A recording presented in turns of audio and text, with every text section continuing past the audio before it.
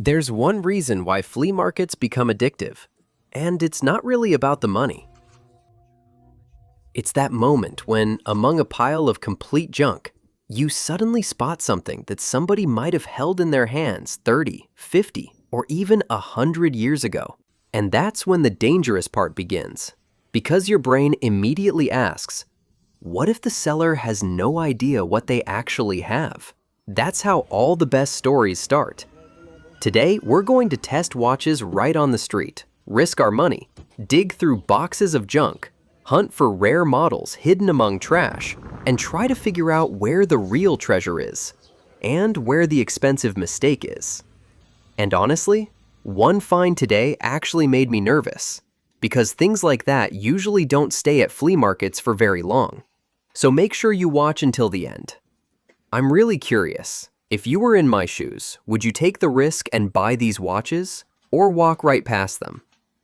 The weather is great today. There are people everywhere, and that's exactly why I came early again. Because the best finds disappear first. Show up 30 minutes late, and you spend the rest of the day wondering what you missed. The first thing that caught my eye was a collection of vintage tape recorders. Beautiful pieces. I have a friend who collects them. But this seller was asking some pretty crazy prices. A few of them were actually more expensive than what they sell for on eBay. So let's keep moving. And the first watch find didn't take long. Check out this Orient 3-star. That dark emerald green dial is incredible. Honestly, dials like this are one of the reasons people start collecting watches in the first place. Pictures don't do them justice. In person, they look amazing. And the best part? I paid only $20 for it. What do you think? Would you wear an Orient like this? Let's keep going. Look at these handmade wooden figures. Believe it or not, some people collect things like this and pay serious money for them. If that interests you, let me know in the comments. Alright, moving on. Check out all these vintage brass items. And the crazy thing is that real antiques sometimes hide among stuff like this. People clean out attics, basements, and garages, and eventually it all ends up here. The next find is a pedometer. I found the exact same model in a previous episode, but that one was in much better condition. This one is probably better suited for parts, but for $3, there was no way I was leaving it behind. Let's keep going. The next watch. Honestly, I'm not even sure why I bought it.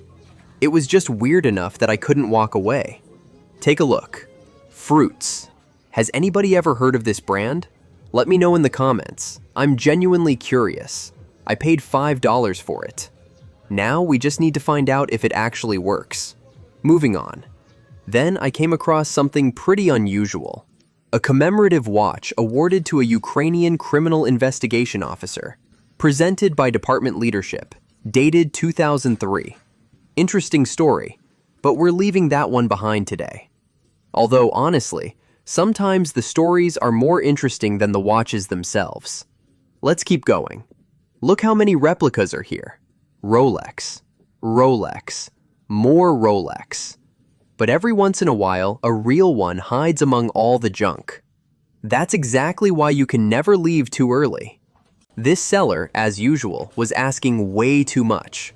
So we move on. The next find is a Casio. Really nice model, working condition. All it needs is a new crystal and a little polishing. I paid $15. Good deal or not? Let me know. Moving on.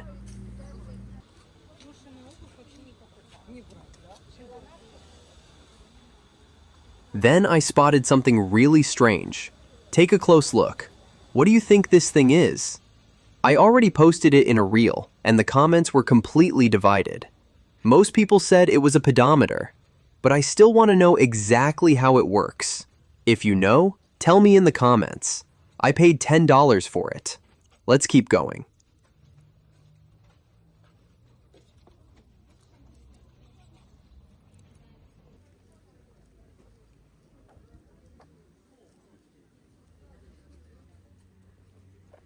A huge pile of watches, and right in the middle of it,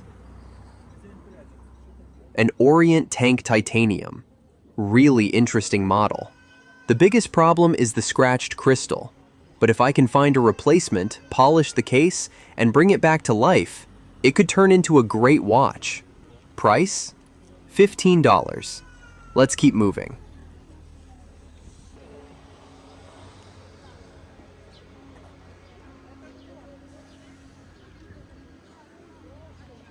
The next find is a Vostok Komandyrski. These watches always start arguments. Some people say, definitely restore it. Others think it's better used for parts.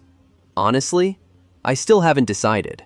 I paid $5 for it, so now I want your opinion. Restore it, or use it as a donor watch? Let me know.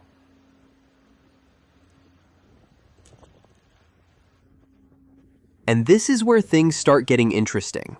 Among old clothes, jackets, and random stuff nobody was paying attention to, I spotted a watch. And not just any watch, a genuine Swiss Army Victorinox. Moments like this are exactly why I love flea markets. You never know what's sitting in the next box or on the next blanket. The seller said it wasn't working. That's why I got it for only $10. Now the question is it really broken? Or is the problem something simple? We'll find out. Moving on. Among another pile of junk, I spotted a raqueta. But not just any raqueta. Take a look at that dial. Details like this always make me stop. The case is in good condition. Price? $8. Honestly, I would have bought it just for the dial. What do you think about this raqueta? Let me know. Next up is another interesting Orient. Dual calendar windows, day and date. Beautiful watch. But this is where the math starts, because buying the watch is only the beginning. Then comes the crystal, the polishing, the movement service, a full restoration, and all of that costs money. Still, even after restoration, a watch like this could easily be worth around $120. I paid $20. Would you invest in restoring it, or look for something else? Moving on. The next purchase was two watches, a Pobeda and a Mayak. You've already seen a similar Pobeda in previous episodes, although this one is in slightly worse condition. But $10 for both felt impossible to pass up, especially considering how expensive good Soviet spare parts have become. Let's keep going.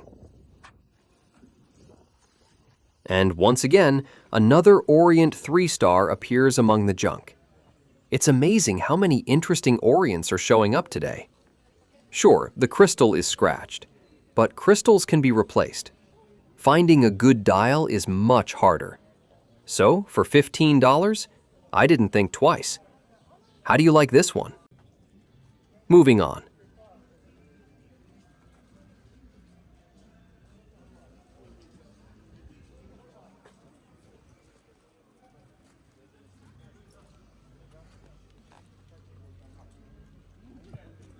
Another raqueta, a really interesting restoration project. Collectors often call this the Rolex case. If you've watched the channel for a while, you already know why. A little work, a new crystal, a polish, maybe even a new dial, and this watch could look completely different. I paid $7. Want to see the restoration?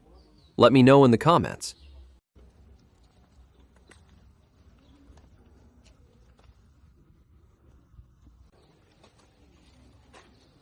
And then I got a real surprise.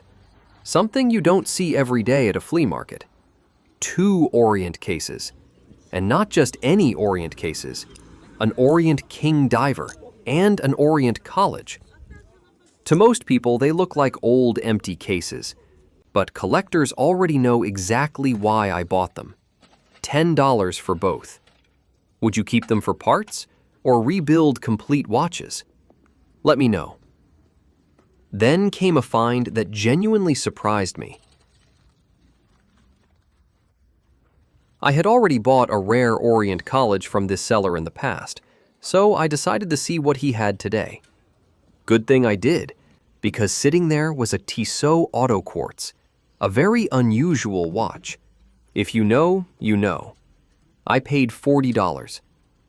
At first, it didn't run. I started having doubts. But after shaking it a little longer, it came back to life. Those are the moments that make flea markets addictive. When you're already disappointed, and then suddenly the watch starts working right in your hands. What do you think? Good buy or not? Let me know. Moving on.